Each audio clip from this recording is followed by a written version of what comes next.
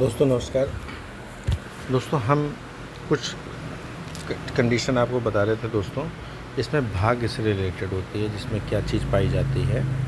तो आज दोस्तों बताते हैं कि भाग्य योग कहाँ पर पाया जाता है। जिन जातक के भाग्य योग होता है वो बहुत ही सक्सेस और सफल होते हैं शुरू से आखिरी तक। जिस किसी भी जातक की भाग्य रेखा ये ऐसे जाते हुए यहाँ से सूर्य, ठीक है, सूर्य पे अगर चली जाती है, ठीक है, यानी कि ऐसे सूर्य पे चली जाए, जिस जातक की ऐसे जाके ऐसे अगर सूर्य पे जाती है, पुष्ट हो, और सूर्य पर्वत पुष्ट होना चाहिए दोस्तों, तो ऐसे लोगों को प्रबल भाग्यशाली लोग माने जाते हैं।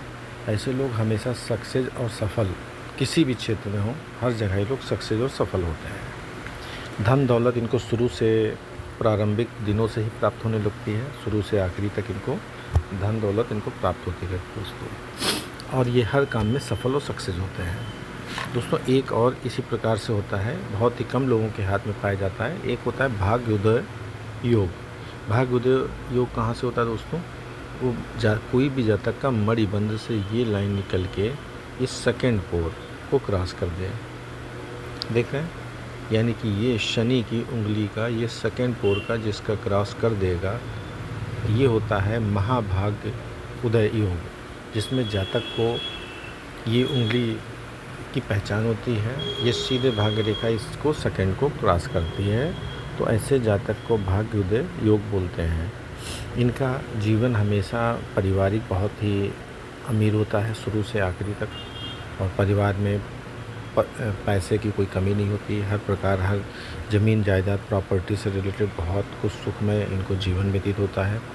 पूरा संपूर्ण जीवन इनका बहुत ही अच्छा होता है दोस्तों। और एक दोस्तों एक होता है महाभाग्य योग। ये महाभाग्य योग कौन सा होता है दोस्तों? ये भी आप समझ लीजिए। अगर कोई भी जातक की चंद्रमा से कोई भाग्य रेखा शनि सूर्य पे चली जाए इस जगह तक, ठीक है, किसी भी जातक की अगर यहाँ से कोई लाइन अगर सूर्य पे चली जाती है, तो ऐसे जातकों का ये होता है महाभाग्य उदय।